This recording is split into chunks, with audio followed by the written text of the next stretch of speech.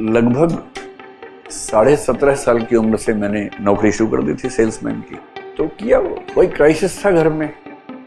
जैसे आपके पेरेंट्स आपको सपोर्ट कर पाते हैं, मेरे पेरेंट्स उस समय नहीं कर पाते थे। I was in Delhi. तो डर के जिंदगी नहीं जीनी है, बैकफुट पे खेलना ही नहीं लाइफ में। तो जो भी बच्चा है, मैं नहीं जानता कौन है, अगर क्राइसिस है तो मुझसे मिल लीजिए। देखिए, एक सिचुएशन में आप लोग मुझे बताएं, इसमें आप क्या करेंगे। एक बच्चे ने भेजा है, नाम लिख के भेजा, नाम मैं नहीं बोलूंगा। पूरी बात का जो लब्बलुआब है, यानी कि क्रक्स है, एसेंस वो ये है। One of my close friends lost his both parents few years back and have no other real siblings also, so someone who is alone doing classes seriously।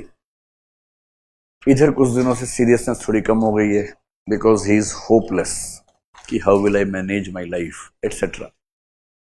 so what should this person do, how to get him motivated। तो ऐसे आपके आसपास कुछ लोग मिलेंगे आपको भी, जिनको देख के आपका मन करेगा कि आप मोटिवेट करें, है ना। तो इसका सबसे सिंपल तरीका ये है कि आपकी जिंदगी में क्या नहीं है, उसके बदले कुछ फोकस उस पर करें क्या है। और मतलब मान लीजिए किसी के साथ ऐसा हुआ और घर में कोई नहीं है, फाइनेंशियल ट्रबल्स हैं एटसेट्रा एटसेट्रा। तो सबसे खुशी की बात है कि आप 20, 21, 22 साल की उम्र के नौजवान हैं, with 2 hands, 2 legs and 1 complete intact body and with a good brain, with a good mind। अगर आप लोग ठान लें तो कम से कम अपनी लाइवलीहुड को मैनेज करना in Delhi it's not a difficult thing, you can easily do that. और अपने आप को सरवाइव करते हुए साथ में पढ़ाई करना is also not very difficult. तो कभी अगर ऐसा जिंदगी में हो ना, तो बहुत टेंशन लेने की बजाय स्ट्रगल करना है, फाइट करना है। और दिल्ली में कम से कम ऐसी दिक्कत नहीं है। आप जितने एबल लोग हैं, आप लोग अपने आप को आराम से सस्टेन कर सकते हैं दिल्ली में, कहीं कोई दिक्कत नहीं है। You just have to be open minded for doing some things. तो बहुत डर के जीने में मजा नहीं है। अगर क्राइसिस आए तो लड़ो उससे और जीत के दिखाओ। And I know many people who used to do some part-time jobs along with their studies and they succeeded comfortably। तो मतलब कहना मुझे अच्छा नहीं लग रहा, पर लगभग 17.5 साल की उम्र से मैंने नौकरी शुरू कर दी थी सेल्समैन की। I have done all that, और बहुत आराम से किया। उसकी मेमोरीज मेरी बड़ी अच्छी हैं आज तक। I used to sell calculators in the age of 17 and quarter. तो किया वो कोई क्राइसिस था घर में। जैसे आपके पेरेंट्स आपको सपोर्ट कर पाते हैं, मेरे पेरेंट्स उस समय नहीं कर पाते थे। I was in Delhi, so I supported my self. और मैं क्या, ऐसे हजारों लोग हैं, लाखों लोग हैं। और आप तो इतने पढ़े लिखे हैं, हम तो ग्रेजुएशन फर्स्ट ईयर में थे उस समय।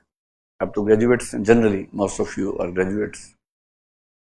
तो डर के जिंदगी नहीं जीनी है, बैकफुट पे खेलना ही नहीं लाइफ में। कहाँ खेलना है? फ्रंट फुट पे। क्रीज से कभी निकलना, अपने निकले छक्का मारो एक आधा, फिर भाग के क्रीज में आ जाओ वापस। तो जो भी बच्चा है, मैं नहीं जानता कौन है, अगर क्राइसिस है तो मुझसे मिल लीजिए। हालांकि मुझसे मिलना भी एक क्राइसिस ही अपने आप में, और मुझसे मिलने के बाद क्राइसिस कई बार बढ़ जाता है, लेकिन डर के नहीं जीना है। क्राइसिस है तो हैंडल करो उसको, डर किस बात का है। जॉब करो, पार्ट टाइम जॉब करो, कुछ पढ़ाओ, ट्यूशन पढ़ा लो भाई। आप जो भी सब्जेक्ट आपको अच्छा आता है, दिल्ली में तो लोग ट्यूशन पढ़ा के आराम से मैनेज करते हैं, कहाँ कोई दिक्कत है। चलिए,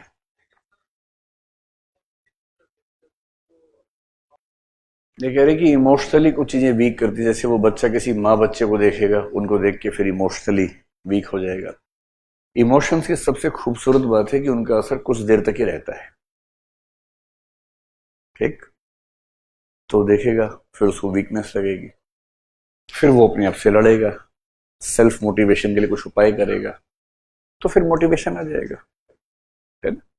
दुनिया में ऐसे लोग जिन्होंने ऐसी क्राइसिस को झेला, उनके बारे में पढ़ना चाहिए, उनकी लाइफ को देखना चाहिए, तो इंस्पिरेशन ठीक ठाक मिल जाती है।